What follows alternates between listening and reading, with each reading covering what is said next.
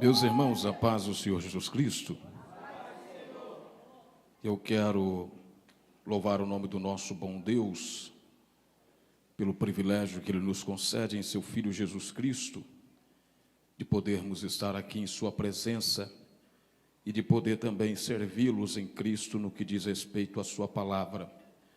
Quero louvar a Deus pela vida do muito digno pastor desta igreja, pastor Rildo, que é um santo homem de Deus e que juntamente com sua família tem fielmente representado aqui a autoridade do nosso pastor presidente, pastor Reinaldo Silva Dias.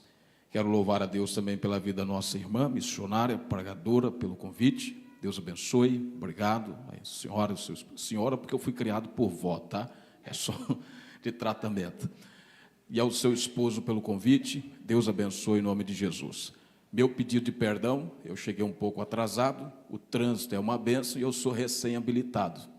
Então você vem com a perna tremendo e pedindo Jesus misericórdia. Mas deu tudo certo, a gente chegou, graças a Deus. Deus seja louvado. Irmãos, vocês estão com um tema, mas eu quero consubstanciar-me no segredo que é andar com Deus. Mas o texto que o Espírito Santo trouxe ao meu coração e que eu quero compartilhar com vocês, está no livro de Josué, capítulo de número 24, e nós vamos ler do primeiro verso até o verso de número 15. Eu lhes dou a minha palavra que vou ser o mais breve possível, essa da minha parte. Da parte do Espírito Santo eu não garanto nada, mas da minha eu vou tentar ser o mais breve possível. Josué, capítulo de número 24, do primeiro verso até o verso de número 15. Os que acharam, diga amém. Amém. Está escrito assim: Depois reuniu Josué todas as tribos de Israel em Siquém, e chamou os anciãos de Israel e os seus cabeças, e os seus juízes, e os seus oficiais, e eles se apresentaram diante de Deus. Então Josué disse a todo o povo: Assim diz o Senhor Deus de Israel: Além do rio habitaram antigamente vossos pais, Terá, pai de Abraão e pai de Naor, e serviram a outros deuses. Eu, porém, tomei a vosso pai Abraão da além do rio e o fiz andar por toda a terra de Canaã. Também multipliquei a sua descendência e dele a Isaque, e a Isaque de Jacó e Esaú, e a Esaú dei a montanha de Seir para possuir.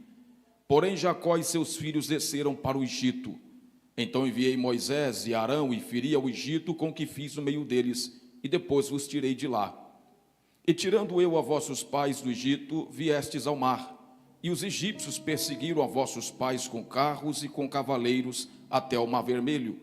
E clamaram ao Senhor, que pôs uma escuridão entre vós e os egípcios, e trouxe o mar sobre eles, e os cobriu, e os vossos olhos viram o que fiz no Egito.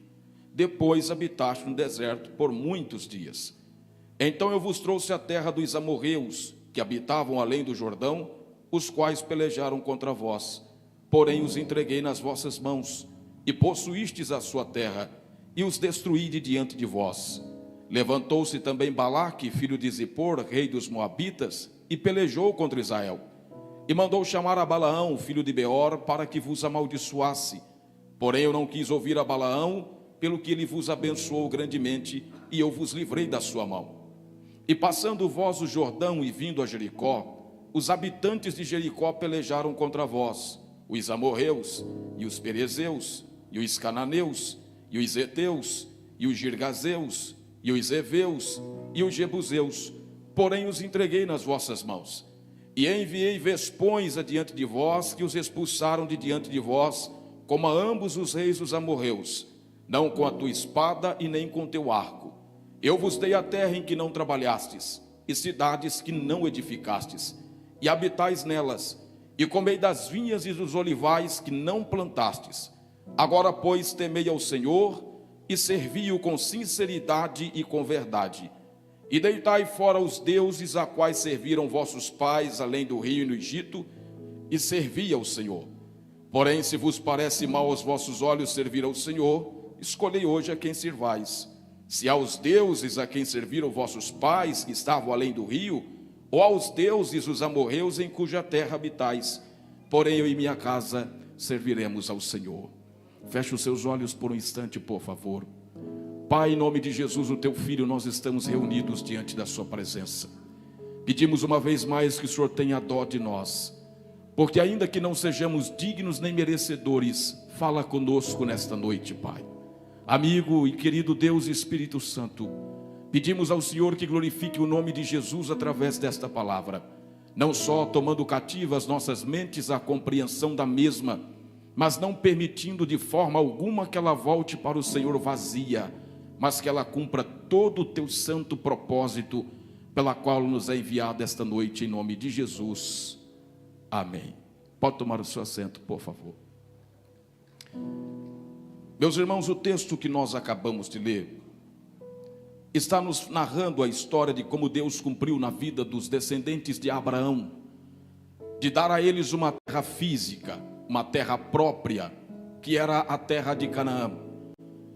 E o texto vai nos dizer que depois que Deus cumpre a sua parte no acordo e dá aos descendentes de Abraão a terra que lhes havia prometido, os filhos, os descendentes de Abraão agora desistiram de andar com Deus. Eles chegaram à conclusão que já era hora de abandonar ao Senhor, derrubar os altares que haviam erguido a Deus e começaram agora a erguer altares e a adorar a Baal e a Será e outras entidades estrangeiras que eram adoradas pelos povos cananeus que habitaram na terra de Canaã antes deles. E Josué aqui é um líder que está no final da sua vida. E quando Josué percebe que Israel abandonou o Senhor e desistiu de andar com Deus, Josué então, de uma forma estratégica, resolve reunir todo o povo na terra de Siquém. E a estratégia que Deus dá a Josué aqui, para convencer o povo, ou para trazer o coração do povo novamente ao Senhor, foi de trazer à memória do povo quem era Deus e o que Deus havia feito por eles, para que o povo então pudesse ponderar se valia a pena abandonar o Senhor e desistir de andar com Ele, ou se valia a pena continuar caminhando com esse Deus. É tão extraordinário e tão verdade essa estratégia, que Josué reúne o povo de Israel na terra de Siquém, que foi o primeiro lugar aonde Deus prometera pela primeira vez dar a Abraão e a sua descendência a terra de Canaã.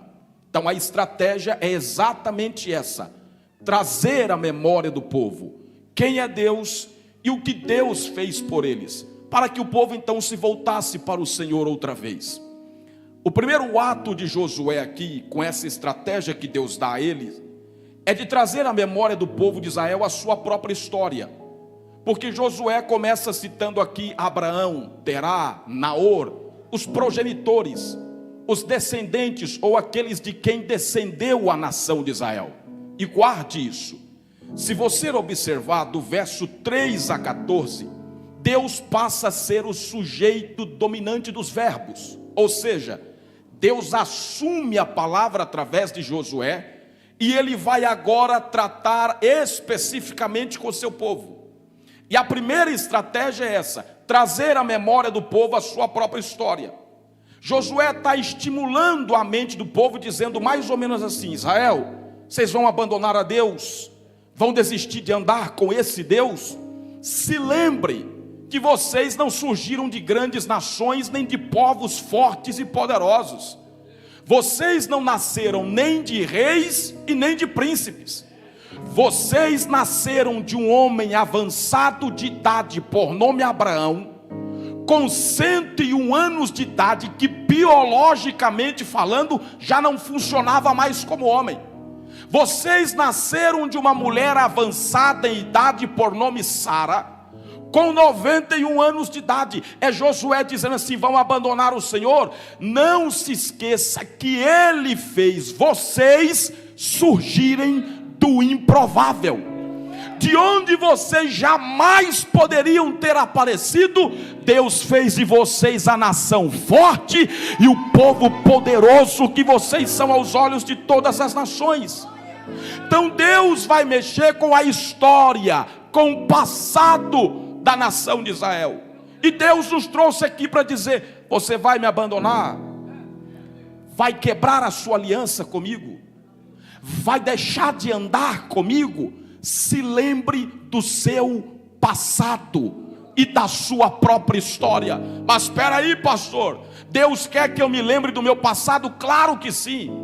Essa ideia que o evangelho é amnésia, que eu aceito Jesus e o Espírito Santo vem dar uma pancada tão forte com a graça e apaga, deleta da minha memória o meu passado, é ideia nossa, porque é Deus que faz questão que nos recordemos do nosso passado. Mas espera aí, o apóstolo Paulo diz que tudo se fez novo. A partícula grega que Paulo usa ali fala de obras. Eu deixo para trás as obras que pertenciam à minha velha natureza e sigo agora praticando e produzindo aquilo que pertence à minha nova natureza em Cristo. Mas em nenhum momento a Bíblia diz que nós temos que esquecer o nosso passado. É Deus que faz questão que nos recordemos. Vamos para a Bíblia. Antes de Deus tirar Israel do Egito, ele disse: Moisés, vamos estabelecer a Páscoa. O cordeiro vocês temperem com ervas amargas, para quando vocês e seus filhos sentarem e comerem do cordeiro e sentirem o amargor das ervas, vocês se lembrem da vida porca, de idolatria e de escravidão que vocês viviam no Egito, de onde ninguém poderia tirá-los, e eu desci aqui e arranquei vocês do Egito com mão forte e poderosa. É Deus que quer que nos recordemos de nossa própria história. Porque se você não se lembrar de onde Deus te tirou, você jamais saberá onde Deus quer te levar. Se você não se lembrar de onde Deus te arrancou, você jamais saberá onde Deus quer te colocar. Não existe passe de mágica no evangelho. É sempre com as pedras de ontem que nós vamos construindo pontes para o futuro que Deus tem para nós. Então, se você puder, olhe para quem está dizendo assim: se lembre de onde Deus te tirou. É Deus que faz questão que você se lembre das madrugadas que você entupiu o nariz de cocaína e até você duvidava da sua transformação. É Deus que faz questão que você se lembre das marquises aonde você passava alcoolizado depois das baladas e os cães lambiam a sua boca e até os da sua casa duvidava da sua mudança. Aí Jesus te alcançou, te lavou com o seu sangue, te transformou o seu caráter e fez de você quem você é hoje. Por que é que nós não podemos nos esquecer de onde Deus nos tirou? Porque se nós nos esquecermos da nossa história, nós vamos cometer o mesmo pecado que Israel, o da ingratidão. E o problema é que a ingratidão nunca anda sozinha, ela sempre anda de mãos dadas com a insatisfação. Todo ingrato é insatisfeito com Deus, com o evangelho, com a igreja, com seus pastores, porque são pessoas que se esqueceram do que Deus fez por elas, da igreja que as acolheu, dos pastores que tratou da sua alma, que tirou os carrapichos. Quando você se lembrar de onde Deus te tirou, Satanás nunca mais vai poder te arrancar de onde Deus te colocou. Então essa era a estratégia de Josué, trazer à memória do povo sua própria história. É Josué dizendo: vocês vão abandonar esse Deus que escreveu a história de vocês, que transformou a vergonha de vocês em dupla honra aos olhos de todas essas nações. Mas o povo ainda estava dividido. Aí Josué vai usar a segunda estratégia que Deus dá a ele. Josué vai dizer ao povo assim: vocês querem parar de andar com esse Deus? Se esse Deus que escreveu a sua história não é o suficiente, então se lembre que Ele é o seu provedor. Se lembre dos muitos dias que vocês habitaram no deserto. Se lembrem do mar vermelho que vocês viram abrir diante dos seus olhos. Sabe qual é o nosso problema, irmãos? É aquilo que na teologia nós chamamos de distanciamento temporal. Nós estamos tão distantes do que Deus fez aqui pelo povo de Israel, que numa primeira leitura nós achamos que o que Deus fez aqui é aquilo que é encenado nas telenovelas e nos filmes, algo simples. Eu vou desenhar para você entender. É como você sair agora de noite lá fora e olhar para a lua, e quando você fecha um dos olhos, parece que ela cabe entre os dedos das mãos, porque ela está tão distante de nós, que parece ser pequena ao ponto de caber entre os dedos das mãos. Nós estamos tão distantes do que Deus fez aqui, que numa primeira leitura nós achamos que foi algo simples. Nós achamos que é como nos filmes, pastor Natanael, Deus abrindo aquele caminho estreito no meio do mar, e um por um atravessando em seco, e não foi assim. R.C. Sproul, que foi um dos maiores teólogos da humanidade, e já descansa no Senhor, disse que, a mando de um dos presidentes da República dos Estados Unidos, o exército americano resolveu fazer um mapeamento de toda a trajetória de Israel e o que Israel viveu e precisou durante o período em que eles atravessaram o Mar Vermelho. E o exército americano, segundo R.C. Sproul, chegou à conclusão que para 3 milhões de hebreus atravessar pelo meio do mar em uma só noite, como está escrito na Bíblia, Deus não poderia ter aberto um filete, um caminho estreito e um a um atravessando em seco pelo meio. Mas Deus abriu um caminho de 19 quilômetros de distância no meio do mar, para 3 milhões de hebreus atravessarem em uma só noite. Eu não sei se você conhece a Avenida Beira Rio, mas quando você pega ela, do começo dela na Ponte Alta até o seu final em Niterói, deve dar aproximadamente 10 ou 11 quilômetros. Multiplica essa distância por 2, é a largura que Deus abriu em meio ao mar, para o seu povo atravessar em seco. E ao longe eles olhavam e viam parede de água à direita e parede de água à esquerda, e atravessaram em seco. Não tinha lama para lamear o calçado, não tinha areia molhada para grudar entre os dedos. Sabe por quê? Porque a mão provedora de Deus estava sobre o seu povo.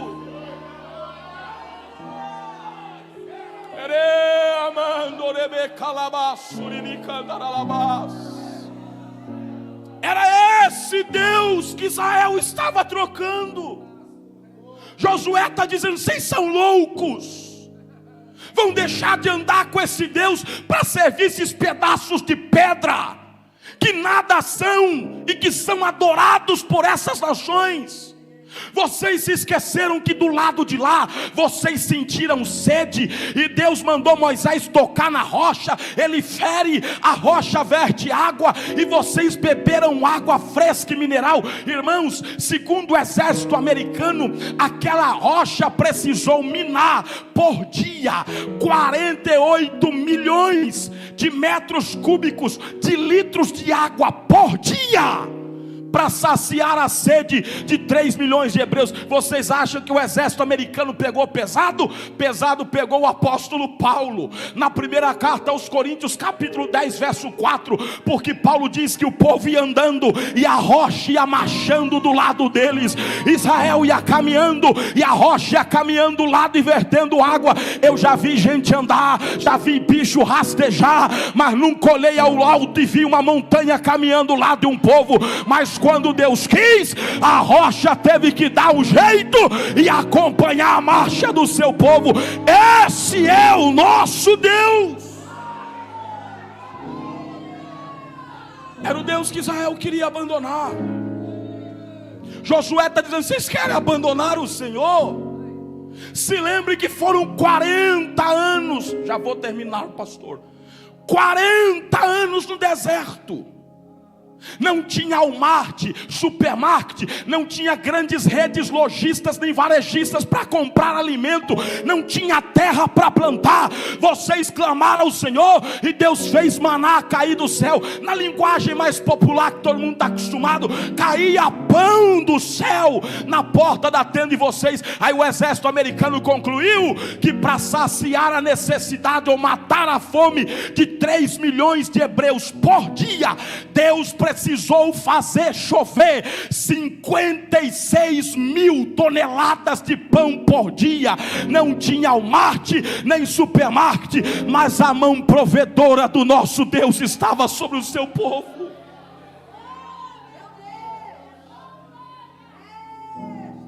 Aí os ingratos, porque todo ingrato é mentiroso. Todo ingrato é mentiroso. Os escravos chegaram para Moisés e falaram: Deus nos trouxe para tomar água e comer pão no deserto. E os caldeirões de carne que nós tínhamos no Egito, mentira, irmãos, eram escravos. Amassavam palha e barro debaixo do sol quente o dia inteiro, enquanto o chicote rasgava o couro das costas deles. Eles comiam alho, pepino, repolho. O que sobrava da mesa dos egípcios era que ia para os panelões de cozidos dos hebreus. Não comiam carne. Mas só que Deus teve misericórdia do seu povo, e a Bíblia diz que Deus mandou uma nuvem tão densa de codornas, e elas sobrevoavam o arraial dos hebreus, caíam na porta da tenda. As mulheres pegavam, degolavam, depenavam, e a Bíblia diz que eles comeram carne até sair pelo buraco do nariz. É um eufemismo do hebraico, é uma forma da Bíblia dizer que eles comeram churrasco no deserto até não aguentar ver carne mais na frente deles. Aí o exército americano diz que Deus precisou mandar 48 mil toneladas de carne para saciar a necessidade desse povo. Da onde Deus fez essas codornas surgirem? Moisés diz que Deus chega aos mares e diz: mar, produza codornas. Eu nunca vi água produzir frango, mas quando Deus quer, água tem que dar um jeito, mar tem que dar um jeito, e provisões surgem de onde não poderiam surgir. A mão provedora de Deus.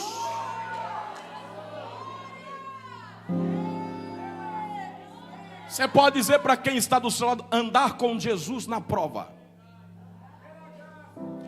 andar com Jesus atravessando o deserto. E eu sei o que é isso. É melhor do que viver no Egito com Faraó.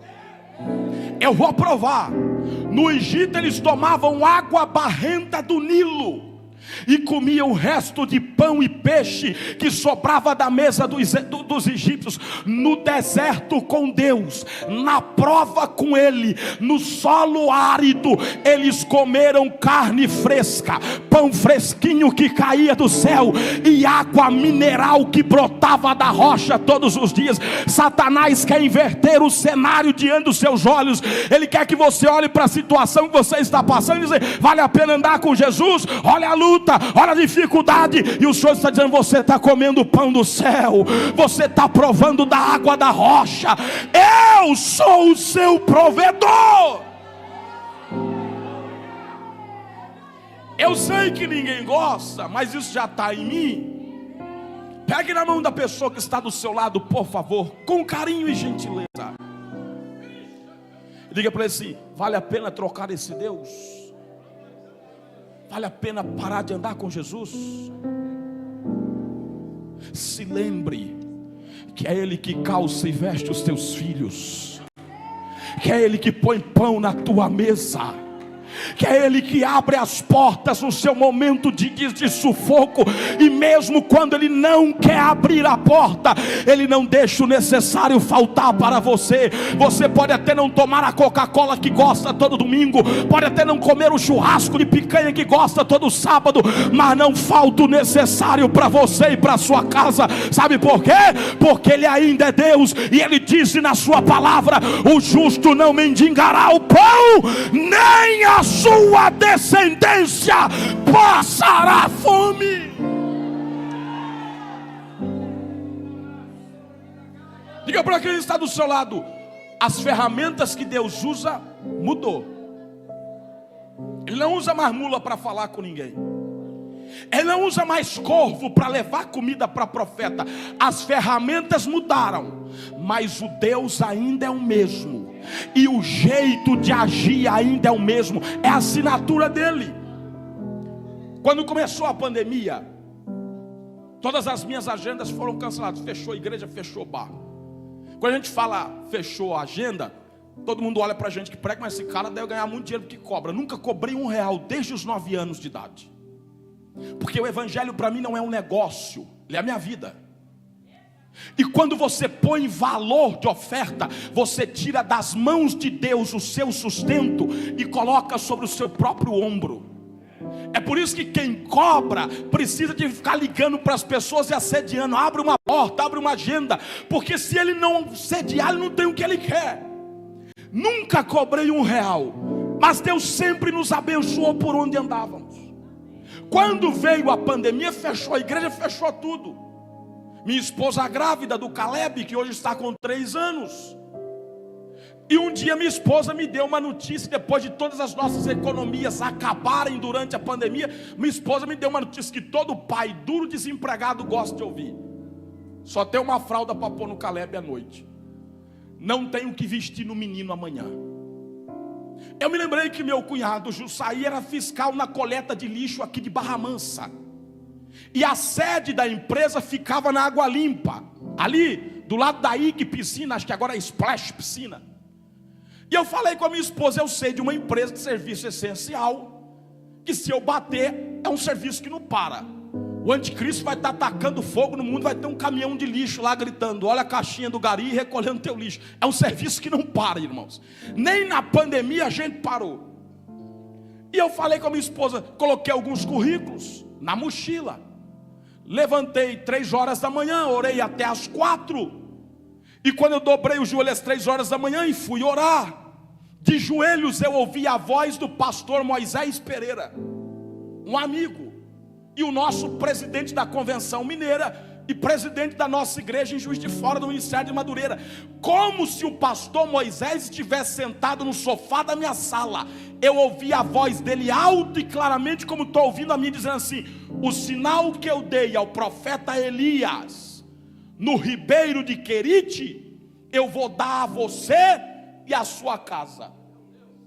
Levantei, coloquei os currículos, saí andando a pé pelo retiro, peguei radial, parei na entrada da Água Limpa, deixei os currículos. Quando deu 4 e pouca da tarde, voltei.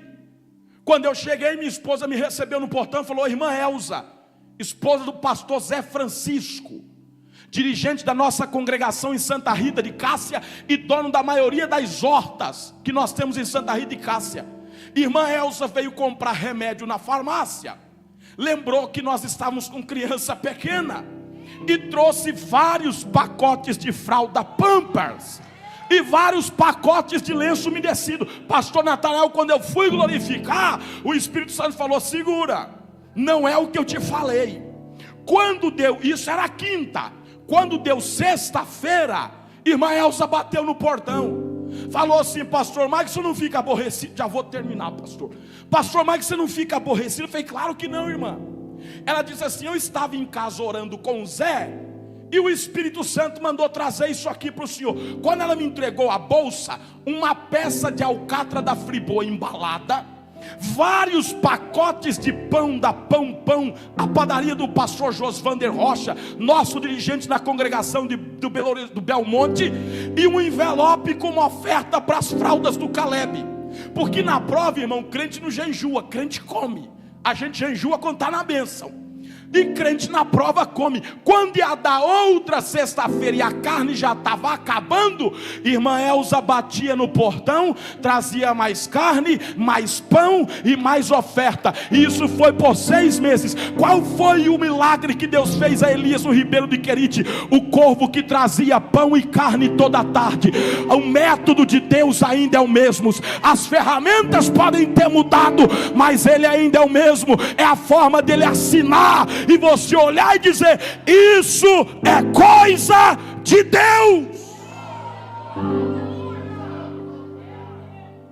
Diga para quem está do sol: andar com Deus é maravilhoso. Irmão, não existe nada mais gostoso e lindo que andar com o Espírito Santo, mas é a coisa mais difícil que tem. Não é fácil andar com Deus, é difícil, mas é maravilhoso. Você pode dizer para quem está só assim: se você for sincero, Não perfeito, porque perfeito só Jesus. Mas se você for ao menos sincero no seu relacionamento com Deus, todo prejuízo que você tomar, Deus põe na conta dele. Quando você é sincero no seu relacionamento e anda em sinceridade com Deus, todo prejuízo que você toma na vida, Deus toma na tua mão e fala: me dá aqui, é meu, eu assumo esse prejuízo. Fiquei quase 4 anos correndo atrás de um caminhão de lixo. A empresa saiu, não pagou ninguém. Água atrasada, luz atrasada, outra empresa que entrou, contrato emergencial, pouco caminhão. E um dia subindo o morro do Belo Horizonte, era quase 7 horas da noite, uma chuva, e aquele morrão do Belo Horizonte parece uma cachoeira, vem água até na canela, e sacola de lixo descendo, e eu correndo, pegando, jogando no caminhão, e tinha falado com a minha esposa antes de sair de casa: a empresa que entrou é nova, tem pouco caminhão, não vai dar tempo de ir no culto de ensino, nem de passar a camisa. Mas quando deu 6h40, o Espírito Santo bateu aqui e falou assim: vai para casa, passa a camisa e vai para o culto de ensino.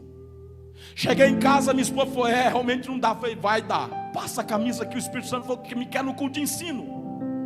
Quando eu desci no ponto da rodoviária, na parte de baixo, era 7h10 mais ou menos da noite. Quando fui subindo aquele sinal antes de atravessar, eu escuto buzinar. Quando eu olho para trás, pastor Rinaldo na caminhonete dele. Fingi que não era nem comigo, irmãos. Olhei para frente e continuei andando. E falei assim: Jesus, se pegar na mão do sacerdote arriscado, entrar no carro dele, o Senhor me fulmina. Então abre logo esse sinal para esse homem atravessar, e não deixa nem ele me ver, cega.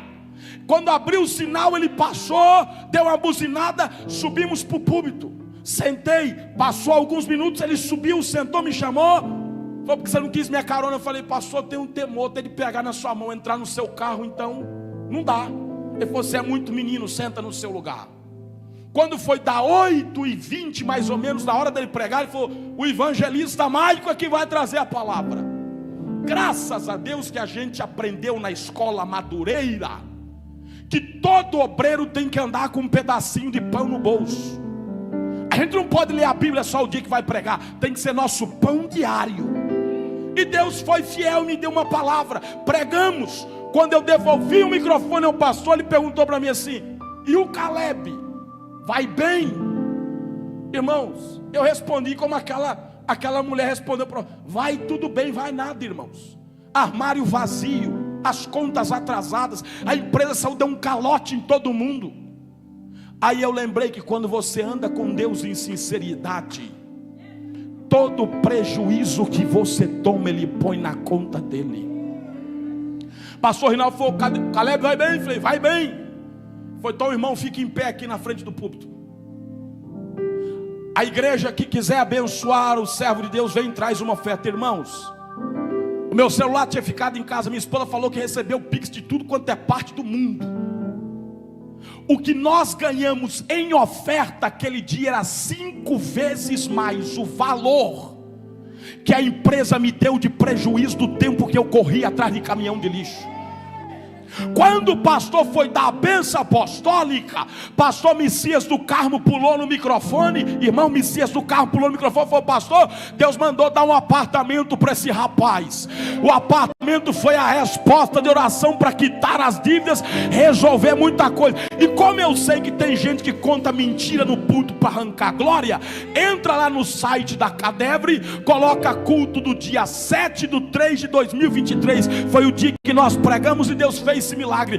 Irmão Alexandre, ouvindo lá nos Estados Unidos, acompanhando o culto, o Espírito Santo falou com ele assim: pega um carro e dá para esse rapaz fazer a obra. O carro que eu estacionei ali, Jesus me deu naquela terça-feira. O nosso Deus é o mesmo, não mudou, Ele ainda é o mesmo. Então Lula vai, nunca foi Bolsonaro, nunca será Lula. Quem cuida de você é o Senhor. Quem é o provedor da tua casa é Jesus. Ele não depende da economia estar lá em cima afundada. Ele é quem deu ordem e disse haja, e sem ter um ponto de partida nem de referência, bilhões de estrelas e planetas surgiram pelo poder da sua palavra. Ele traz existência àquilo que não existe.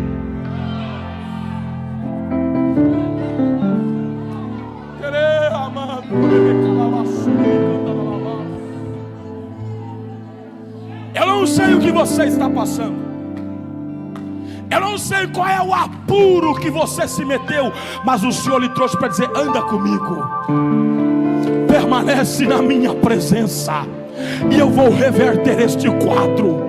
Eu vou mudar essa situação de vergonha em dupla honra para você e sua família.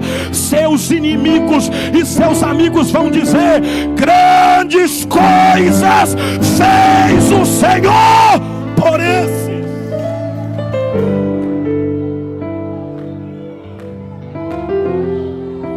Hoje mesmo,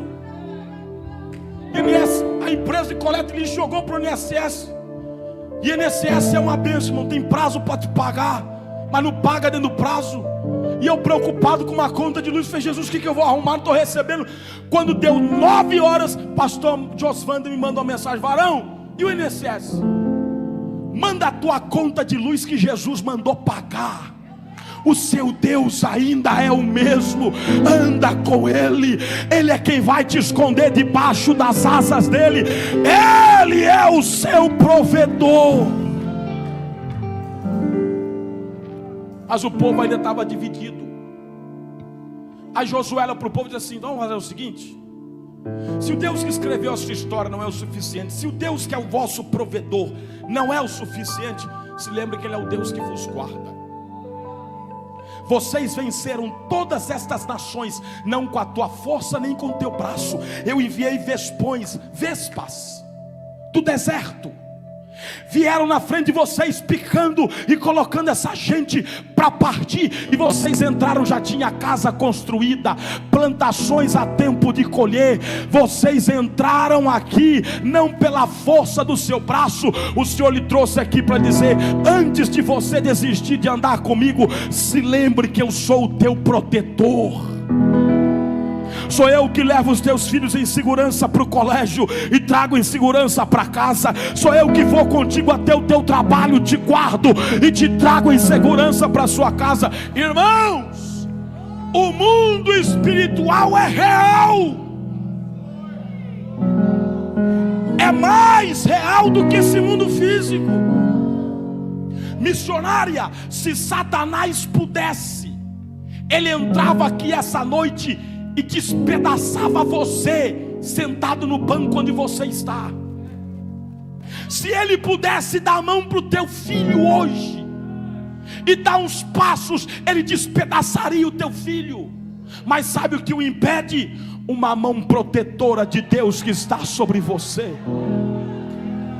Você está dormindo de madrugada, o sono do descanso que Deus te dá. Satanás não tem legalidade nem para chegar no teu portão, mas do outro lado da rua, enquanto você dorme, ele lança setas, dardos inflamados, doenças, enfermidades e maldições. E enquanto você está dormindo, Deus põe um anjo à cabeceira da tua cama dizendo: 1000 cairá ao teu lado, 10.000 à tua direita, mas você e a sua casa não serão atingidos. Vocês querem me abandonar? Se lembrem de Balaão, que do alto das montanhas pronunciava a palavra de maldições contra vocês e suas famílias. E eu inverti as palavras na boca de Balaão. Quando ele dizia malditos, o que saía da boca dele era benditos do Senhor. Quando ele dizia vão todo mundo morrer, o que saía da boca deles é haverá paz e vida sobre Israel para sempre.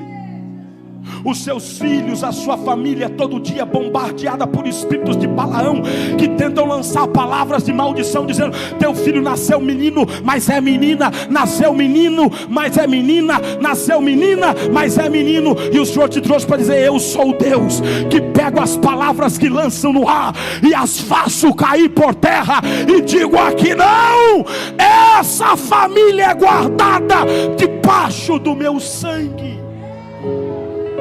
Fique sobre os pés comigo, com permissão do meu pastor, é claro.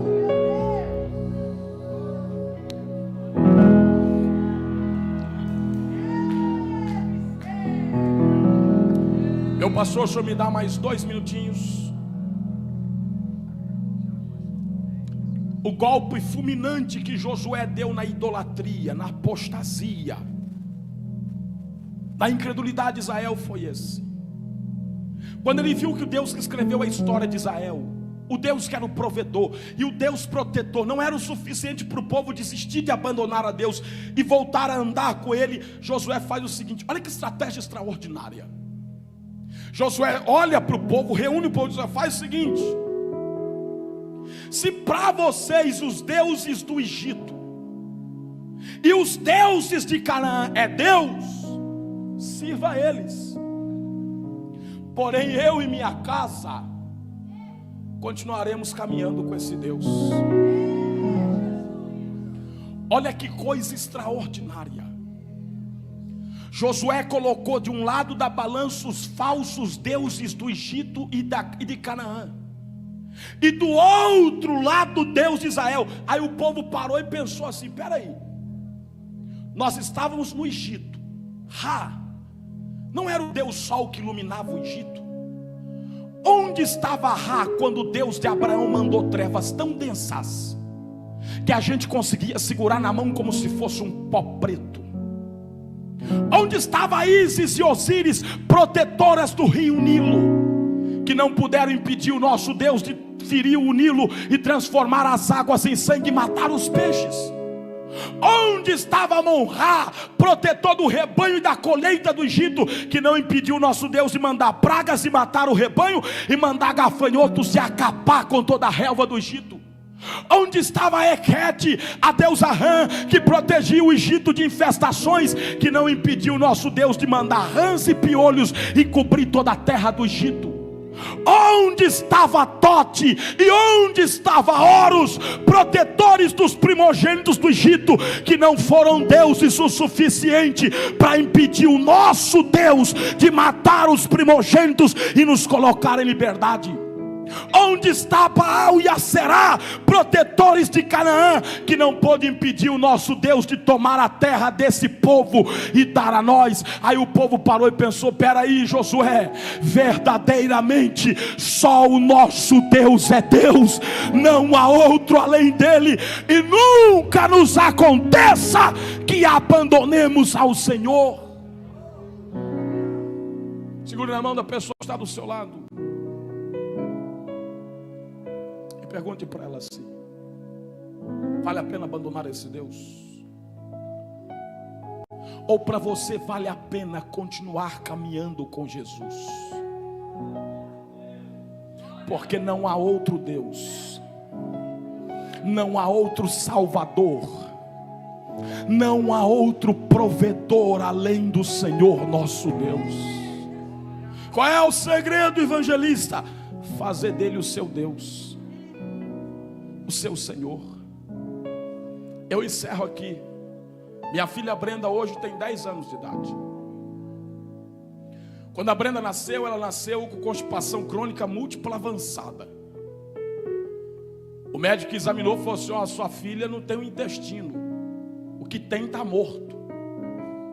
Eu saía dos cultos de domingo, depois de pregar que Jesus faz milagre, e ia para o hospital fazer lavagem intestinal na minha filha com a barriga desse tamanho, esverdeada como uma ardose. Depois de encerar, introduzia um cano retal na minha filha, ingeria um líquido e ela desmaiava, entrava em compulsão, perdia o ar, e quando conseguia evacuar, fazia bolas de fezes cinzas, duras como uma pedra, quase do tamanho do meu punho fechado. E um dia eu fiz uma oração que acho que todo pai na minha condição faria. Eu falei assim: Jesus, eu sei que o Senhor tem poder para curar a Brenda, mas já que o Senhor não quer curar, então recolhe a menina, acaba com o sofrimento dela e com o nosso. O médico disse que minha filha tem que usar bolsa de colostomia, e só Deus sabe até quando, para depois ver o que ia dar. Tinha que fazer um revestimento com intestino de carneiro. E eu falei assim: Jesus, recolhe a menina. E um dia no culto de terça-feira, pastor Rinaldo, dando uma palavra, lançou uma campanha, uma carta para Deus. E a gente que faz teologia perde aquilo que nós chamamos de simplicidade do evangelho. A gente se enche tanto de conhecimento que aquilo que para nós dava resultado antes, a gente abandona, porque agora tem muito conhecimento. E na minha mente eu perguntei assim: de onde é que esse camarada tirou isso? Não é só dobrar o joelho e falar direto com Deus, para que escrever carta? Quando eu pensei assim, pastor Rinaldo olhou para trás, apontou de mim e disse: você faz a tua carta e você vai lá no sítio da igreja orar pelas cartas comigo, que mais vem na minha fé. Eu estava tão cético com aquilo, que quando nós chegamos na porta do sítio, no capô da doblô do meu sogro, eu fiz a minha carta. E eu escrevi exatamente assim: falei, Jesus, sábado eu vou pregar numa cidade justo de fora. Minha esposa bota a Brenda às 6 horas na frente do sofá, liga a turminha da graça, desce para preparar a refeição e a medicação dela. Quando eu saí pela porta, porque ia ser bate e volta, eu ia pregar no sábado e voltar sábado de madrugada. O senhor faz o favor, entra pela porta da sala, senta no sofá da sala, bota a mão na barriga da Brenda e cura ela. E antes de sair, faz um carinho nos cachos, cabelo loiro, cacheadinho, faz um carinho no cacho da Brenda que ela gosta. Minha filha não esboçava a reação, aquela criança quietinha, adoentada. Escrevi assim mesmo na carta, orei com o pastor Rinaldo, queimei. No outro dia nós fomos viajar para pregar, saí. Quando deu mais ou menos 3 para 4 horas da manhã, cheguei em casa. A minha casa tem uma escada que dá de frente para a rua, no bairro Bom Jesus, uma subidinha, minha porta da sala. Quando eu olhei a luz da sala, do lado de fora acesa, minha esposa subia pela escada, correndo e descendo em plantos. Eu pensei assim: Deus ouviu minha oração e recolheu minha filha. Desci do carro, corri, peguei a Rafaela pelos braços, falei: Rafaela, cadê a Brenda? E ela falou assim: fala baixo, a menina está no quarto dormindo. Quando eu entrei, o sofá estava lavado de fezes. E ela falou: sabe o que aconteceu? Eu falei: não. Quando você saiu pela porta, coloquei a Brenda sentada no sofá, desci para a cozinha para preparar a refeição. Lá embaixo na cozinha escutei barulho de criança dando gargalhada e conversando com alguém. Como a nossa filha era doente, não esboçava reação, achei que era alguma criança passando com o pai na rua. Mas a gargalhada e a conversa persistia. E eu vi que era dentro da nossa casa. E eu percebi que era nossa filha. E quando eu fui subir a escada da cozinha para a sala para ver o que estava acontecendo, quando eu pus o pé no degrau, eu não consegui subir andando. Eu subi os degraus da escada arrastando, porque parecia que o céu estava dentro da nossa casa. Minha esposa falou que quando conseguiu chegar na sala, a minha filha estava sentada no sofá com as mãos estendidas para o lado, como se segurasse na mão de alguém, dando gargalhada e conversando com alguém. Minha esposa falou: a boca travou, os olhos travaram, eu não conseguia mexer, parecia que eu ia morrer. E ao mesmo tempo eu senti uma sensação gostosa que eu nunca senti na minha vida e que não dá para ser explicada. Ela falou que com muito custo, ela perguntou: Brenda, você está bem, filha? E a minha filha olhou para ela com um sorriso e falou: mamãe, estou bem. Jesus está sentado no sofá, colocou a mão na minha barriga e disse que eu estou curada. Minha esposa falou que quando a Brenda tinha 2 para 3 anos, quando a minha filha falou assim, a barriga dela fez como uma bexiga de festa, esvaziou, aquilo ficou lavado de fezes.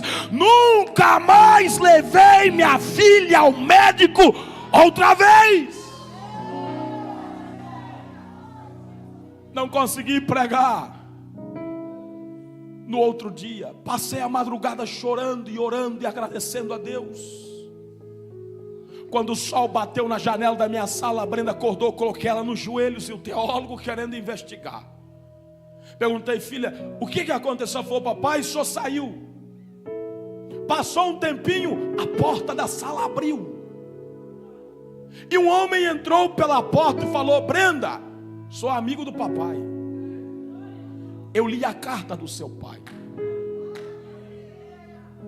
Sentou no sofá, pôs a mão na minha barriga e ele falou no meu ouvido que eu sou uma das rosas mais belas do jardim dele. E antes de sair, ele fez igual o senhor fez nos cachinhos do meu cabelo. E ela falou assim: papai, deu dó, deu pena de Jesus criança. Eu falei: por quê, Brenda? Porque a mão de Jesus estava dodói. Irmãos, não foi anjo que visitou o meu lar, foi o meu Senhor a quem dediquei a minha vida a Ele, a quem me entreguei aos 9 anos e falei: Senhor, eu sou seu, Tu és o Senhor da minha casa, Tu és o Senhor da minha família. Qual é o segredo? Ande em sinceridade com esse Deus e faça dele o seu Deus. Segure na mão da pessoa que está do seu lado, por favor. Feche os seus olhos. Pelo que eu vou pedir, evangelista Michael, nada, você só vai agradecer. O senhor não sabe o turbilhão que está na minha família. Agradece. A gratidão é a memória do coração. Todo ingrato perde a memória. Todo ingrato se lembra das orações que está fazendo e Deus ainda não respondeu. E se esquece das orações que já fez e das respostas que Deus já te deu. Você está olhando porque ainda deseja alcançar e se esqueceu daquilo que Deus já vem te dando lá de trás. Agradeça. Porque quando a gente agradece, Deus acrescenta até aquilo que nos falta e nos dá aquilo que nós não temos. Agradeça enfermo, agradeça desempregado, agradeça com os filhos nas drogas. Irmão, o diabo não tem medo da sua fé. Para com isso, deixa de ser bobo. Não tem um crente aqui no nosso meio que tenha mais fé em Deus do que o diabo. A Bíblia diz que ele tem tanta fé que ele estremece, se treme todo. O que Satanás não suporta é a sua gratidão. Quanto mais Deus te leva na parede, quanto mais Ele te encurrala e Ele diz: vai parar, você levanta a mão e fala: meu Jesus é maravilhoso. Eu não tenho nada nos céus e na terra além de ti. Irmão, só pede quem é de fora. Quem é de casa agradece. Jesus não levantou 5 pães e 2 peixinhos e disse: ô pai, me socorre que a coisa está feia para o meu lado. Não, ele é de casa, ele é filho. Ele levantou e disse: pai, te dou graças. E 5 pães e 2 peixinhos alimentou uma multidão, segundo os historiadores, de 12.000 pessoas. E antes dos discípulos murmurar e falar de dar pão para os outros, e a gente que anda com ele passa fome, sobrou 12 cestos cheios, e cada um dos discípulos levou fartura para casa. Deus está dizendo assim: seja grato pelo pouco que você tem, e eu vou transformar isso em milagre nas suas mãos. Pastor, eu não tenho que agradecer, sou terminal. Teu nome está escrito no livro da vida, querido. Se Jesus não quiser te curar, você não vai morrer, você vai voltar para casa. Você é mais que vencedor em todas as coisas em Jesus Cristo nosso Senhor. Você agradeceu ao Senhor? Deu graças a Ele pelo filho problemático? Sabe quantos milhões de mulheres queria ter o problema que você tem? Gerar ao menos um filho para lhe dar dor de cabeça e não pode. Você sabe quantas famílias na fila de adoção querendo a dor de cabeça que Deus deu para você? Meu carro é velho. Tem gente chorando, pedindo a Deus um carro velhinho para fazer a obra, pegando lotação. Eu moro de aluguel. Tem gente morando debaixo da ponte com os filhos. Seja grato pelo que Deus já te deu e fez por você, rapaz. Agradeceu? Segura na mão dessa pessoa. É encerramento da campanha. Pegue na mão dessa pessoa e levante bem alto. Eu não sou pregador de chave, sou pregador do Evangelho, mas eu venho aqui na autoridade do nome de Jesus Cristo, para dizer que tudo aquilo que você tem buscado ao Senhor, Ele pode não fazer do jeito que você está esperando, Ele pode não dar na hora que você quer, mas num tempo determinado por Ele, você e sua casa vai viver milagre. E eu venho em nome de Jesus para dizer a você que tudo aquilo que a sua família vem arrastando de mal, de ruim lá atrás, Jesus está quebrando agora na sua vida. Isso acaba agora, não vai estender aos seus filhos, não vai estender aos seus netos. Deus não está te perguntando quem são os seus pais, Ele quer saber quem serão os pais dos seus filhos. Eu não sei em quantos casamentos a sua mãe e o seu pai está, mas o seu vai dar certo em nome de Jesus. Eu não sei em que série seus pais ou avós pararam, você vai fazer faculdade e vai além em nome de Jesus. Você e a sua casa vão prosperar.